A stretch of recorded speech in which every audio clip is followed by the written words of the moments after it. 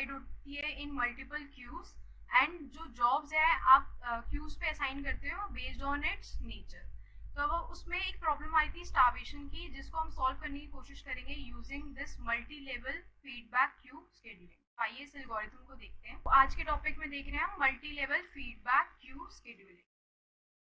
तो इस केस में भी जैसे पहले मल्टी लेवल क्यू शेड्यूलिंग में आपने देखा कि आपकी रेडी क्यू जो होगी वो डिवाइडेड होगी इन मल्टीपल क्यूज। यहाँ पे भी पहले की तरह ही मल्टीपल क्यूज होंगे, बट पहले आप जो प्रोसेसेस को असाइन कर रहे थे to various queues that was based on the nature. जैसे अगर कोई प्रोसेस है, सिस्टम का प्रोसेस है, तो उसको अलग क्यू में डाल रहे थे हम। अगर कोई आपका इंटरैक्टिव प्रोसेस है तो उसको अलग क्यू में डाल रहे थे। और इसी तरीके से कोई अगर आपका बैच प्रोसेस टाइप का जॉब है तो उसको हम अलग टाइप की क्यू में डाल रहे थे। यहाँ पे जो हम प्रोसेसेस को असाइन करेंगे to various queues that will not be based on the nature of job, but वो बेस्ड होगा on the basis of the burst time. तो ये पहले मैं इसको लिख लेती हूँ। यहाँ पे हर एक जो जॉब है आप असाइन करोगे to various queues, it will be based on the burst time. जैसे मैंने फर्स्ट क्यू का असाइन किया है क्वांटम 8, तो दैट मीन्स कोई भी ऐसी जॉब होगी जिसका बर्स्ट टाइम 8 या 8 से कम होगा, तो ऑब्वियसली बात है वो क्यू नंबर 1 में जाएगी और टर्मिनेट हो जाएगी। अब बाई चांस वो टर्मिनेट नहीं हुई, जैसे अगर किसी प्रोसेस है जिसका बर्स्ट टाइम है 10, तो वो ऑब्वियसली बात है 8 यूनिट में तो कंप्लीट हो नहीं सकती, उसके बच जाएंगे 2 यूनिट, तो वो प्रोसेस जो है लोअर प्रायोरिटी क्यू में मूव कर जाएगी। एंड लोअर प्रायोरिटी क्यू का हमने डिसाइड किया है कि इसका क्वांटम है 4 यूनिट। अब अगर कोई जॉब फिर भी नहीं कंप्लीट होती, उसको क्वांटम 4 मिल जाएगा और वो फिर भी कंप्लीट नहीं होती है, फिर भी टर्मिनेट नहीं होती, तो it will move to even the lower priority queue, और वहां पे हम शेड्यूल कर रहे हैं job in the FCFS order.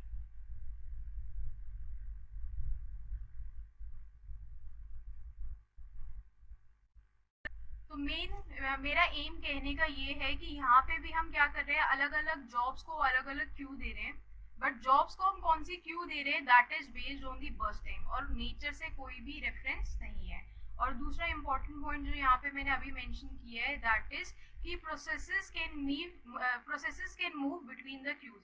अगर कोई प्रोसेस P1 एज्यूम करते हुए फर्स्ट क्यू में गया, तो वो थोड़ी देर बाद हो सकता है सेकंड क्यू में चल जाए, और थोड़ी देर बाद हो सकता है वो थर्ड क्यू में चला जाए। एंड ऐसे ही ये प्रोसेसेस ऊपर वाली क्यू में भी जा सकते हैं, दैट इज हायर प्रायोरिटी के क्यू में भी जा सकते हैं। जैसे मैं पहले इस पॉइंट को लिख लेती हूँ।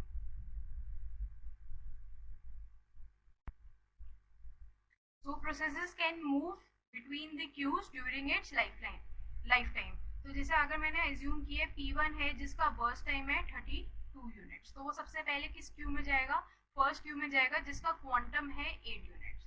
तो अब ऑब्वियसली बात है 8 यूनिट में तो कंप्लीट नहीं हो सकता है, इसको चाहिए 32 यूनिट। तो जब 8 यूनिट का काम इसका खत्म हो जाएगा तो वो P1 चला जाएगा इन दी सेकेंड क्यू, और अब इसका बर्स्ट टाइम कितना बच जाएगा, 32 minus 8 that is 26, that is 24 units. तो ऑब्वियसली बात है क्योंकि P1 प्रोसेस आया, बर्स्ट टाइम आया उसका 32 यूनिट्स, और क्वांटम हम इसको दे सकते थे मैक्सिमम 8 यूनिट का, तो वो 8 यूनिट तक चलेगा।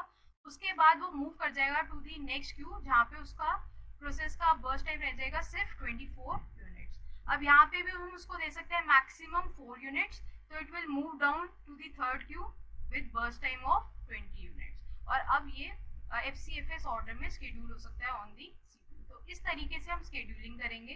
तो हर एक प्रोसेस की अगर आप बात करें, सब प्रोसेस को चांस मिलेगा, और अगर उनका बर्स्ट टाइम ज्यादा है तो वो नेक्स्ट क्यू में मूव करते जाएंगे। तो इसी तरीके से प्रोसेस 2 भी थर्ड क्यू में मूव किया, एंड प्रोसेस 3 भी हमने एज्यूम किया कि थर्ड क्यू में मूव किया।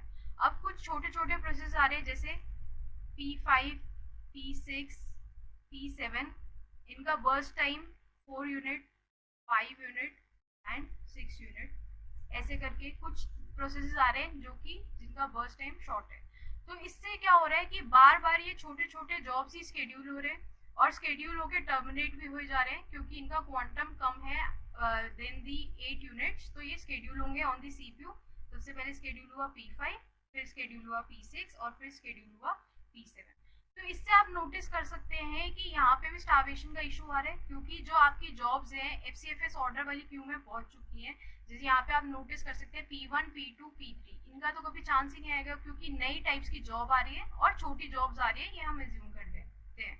तो इस तरीके से आप ये भी सोच सकते हो कि यहाँ पे भी स्टार्वेशन की दिक्कत आ रही है।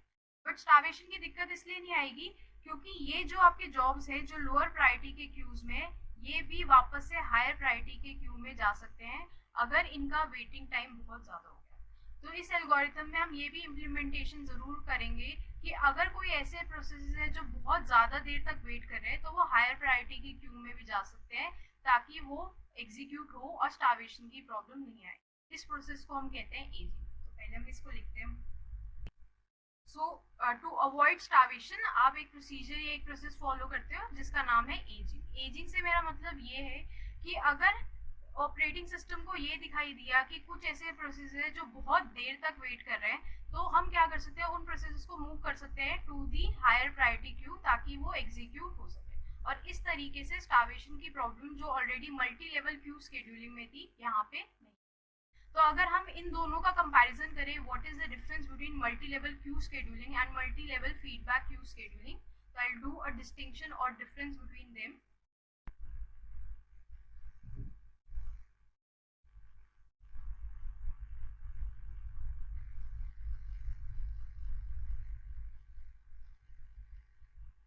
तो इन दोनों के बीच में फर्स्ट डिफरेंस क्या होगा, मल्टी लेवल क्यू शेड्यूलिंग में भी बहुत सारी रेडी क्यूज होती है, मल्टीपल क्यूज होती है हमारे पास, और multi level feedback queue scheduling में भी हमारे पास मल्टीपल क्यूज होती है। बट अगर मैं फर्स्ट कैटेगरी की बात करूँ तो वहाँ पे क्यूज जो आप डिवाइड करते हो that is based on the nature of process. जैसे अगर कोई सिस्टम प्रोसेस है तो उनको अलग रखते थे हम, और कोई बैच प्रोसेस है तो उनको अलग रखते थे। तो ये हमने कैटेगरी बनाई थी based on the nature of process. But अगर फीडबैक क्यू शेड्यूलिंग की बात करूँ तो यहाँ पे जो आप डिस्टिंक्शन करते हो that is based on the CPU burst.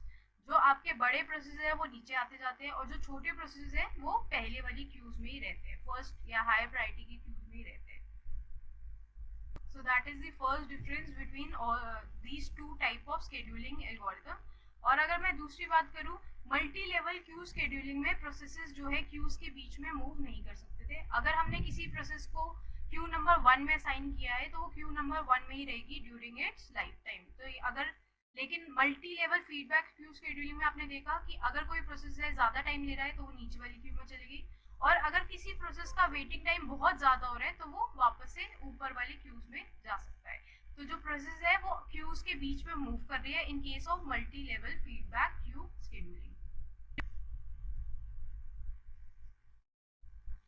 And third and an important difference between multi-level queue scheduling and multi-level feedback queue scheduling is कि first type की scheduling में आपका starvation होता है। तो हमने मल्टी लेवल क्यू शेड्यूलिंग में देखा कि कहीं ना कहीं स्टार्वेशन की दिक्कत आती है, जो लोअर प्रायोरिटी के जॉब्स हैं वो स्टाफ कर जाते हैं क्योंकि बार बार हायर प्रायोरिटी के जॉब्स ही आपके रेडी क्यू में आ रहे हैं, तो इसमें स्टार्वेशन की दिक्कत आती है। But multi level feedback queue scheduling में हमने देखा कि स्टार्वेशन का कोई इशू नहीं है। जैसे ही आपकी लोअर प्रायोरिटी के जॉब्स काफ़ी देर तक वेट कर रहे हैं तो हम उनको हायर प्रायोरिटी के क्यू में ले जाते हैं ताकि वो शेड्यूल हो सके, एंड इस प्रोसेस को हम कहते थे स्टार्वेशन।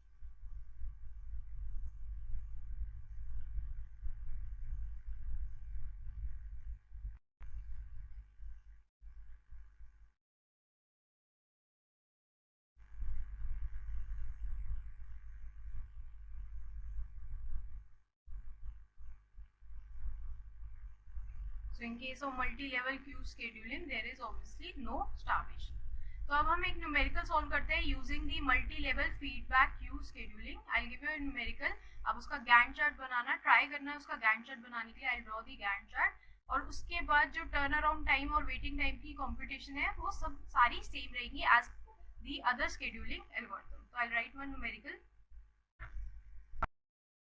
तो इस एग्जांपल में हमने ये एज्यूम किया है कि हमारे पास 4 प्रोसेसेस हैं और उनका बर्स्ट टाइम गिवन है 40, 30, 20 एंड 10 यूनिट्स रिस्पेक्टिवली, और हमारे पास एक multi level feedback queue scheduling है जिसमें अलग अलग क्वांटम्स गिवन है। So quantum for the first queue that is given is 10 units, and quantum for the second queue is given to be 5 units.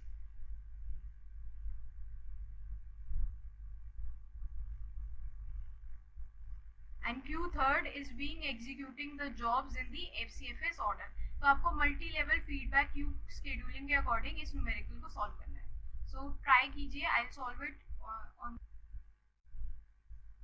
तो अब इसका गैंट चार्ट बनाने का ट्राई करते हैं. फर्स्ट ऑफ ऑल हमने एज्यूम किया सारे प्रोसेसेस अराइवल टाइम सबका 0 है, तो सारे के सारे 0 टाइम पे 0 यूनिट पे रेडी क्यू में अवेलेबल. तो सबसे पहले हम शेड्यूल करेंगे P1, फिर P2, फिर P3 एंड P4. और इनका मूव, ये प्रोसेसेस कैसे मूव होंगे इन बिटवीन द क्यूज, उसका भी एक डायग्राम बना लेते हैं. तो वी हैव मल्टी लेवल,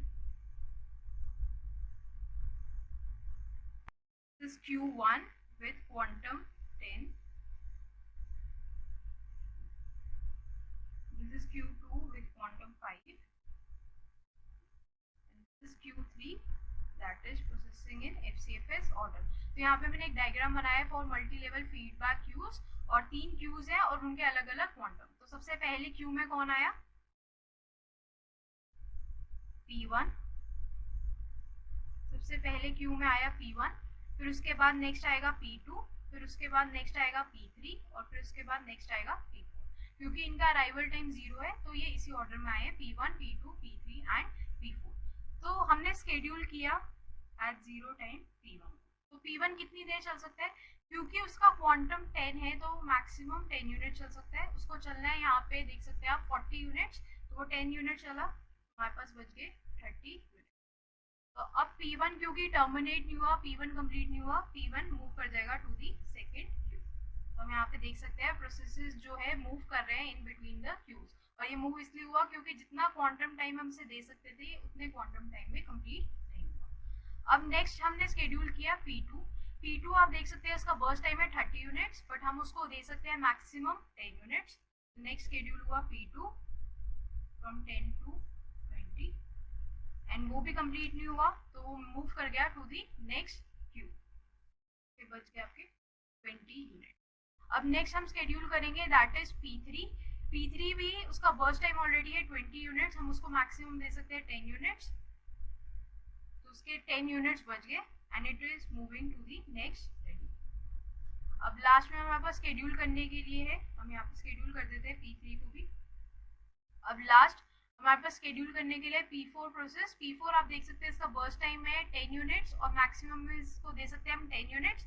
तो P4 जो है वो टर्मिनेट कर जाएगा, P4 विल बी टर्मिनेटेड. हमने P4 को शेड्यूल किया from 30 to 40.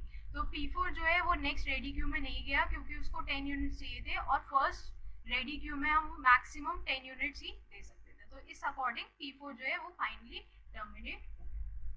So in this way आप देख सकते हैं प्रोसेस जो है क्यूज के इन बिटवीन मूव कर रहे हैं. और जो छोटे जॉब्स हैं, जैसे यहाँ पे हम देख सकते हैं P4 जो जॉब था that is having a shorter burst time, तो छोटे जॉब जो है उनको प्रायोरिटी मिलके वो ऑब्वियसली बात है कंप्लीट हो गए पहले. अब उसके बाद नेक्स्ट हम शेड्यूल करेंगे P1. अब P1 शेड्यूल होगा फ्रॉम 40 टू 45 क्योंकि नेक्स्ट क्यू का क्वांटम टाइम कितना है 5 यूनिट्स, तो ये बचा 25 यूनिट्स के लिए. अब क्योंकि P1 का बर्स्ट टाइम अभी भी रह गया, P1 मूव कर जाएगा टू दी थर्ड क्यू जहाँ पे वो FCFS ऑर्डर में ही एग्जीक्यूट होगा. अब P1 के बाद हम नेक्स्ट शेड्यूल करेंगे P2, और P2 भी क्वांटम यूज करेगा 5 यूनिट्स, तो इसके भी बच गए 15 यूनिट. तो ये शेड्यूल हुआ टिल 50. यहाँ पे अब हमारे पास आ जाएगा P2 क्योंकि वो भी अभी तक कंप्लीट नहीं हुआ. लास्ट में हमारे पास आएगा P3. P3 अगर देखिए उसका बर्स्ट टाइम अभी बचा है 10 यूनिट्स, तो अब बच जाएगा 5 unit and it will be executed till 55. और अब ये भी कंप्लीट नहीं हुआ तो ये भी मूव कर जाएगा to the last queue that is the FCFS order. अब जो ये जितने भी प्रोसेस है ये प्रोसेस होंगे इन दी FCFS ऑर्डर.